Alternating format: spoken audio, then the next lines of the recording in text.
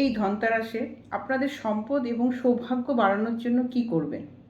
সবসময় প্রতিটি ধনতেরাসের প্রোগ্রামে আমি বলে থাকি যে এই ধনতেরাসের দিন কিন্তু একটি গাছ কিন্তু আপনারা লাগাবেন। গাছকে যত নালিশ করবেন আপনাদের সৌভাগ্য তত কিন্তু বৃদ্ধি পাবে। তারপর কি করবেন? একটা তামার বা পিতলের ঘট কিনবেন বড় দেখে।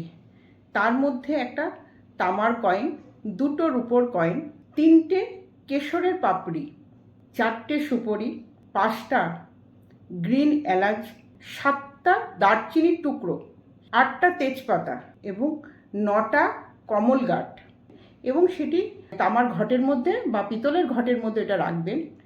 হলুদ সুতো এবং লাল সুতোতে বাঁধবেন। সেটা 9টা গিট দেবেন। 9টা গিট দেওয়ার পর তার উপর আতর ছড়াবেন। ধনতেরাসের দিন কিন্তু এই কাজটি করতে হবে।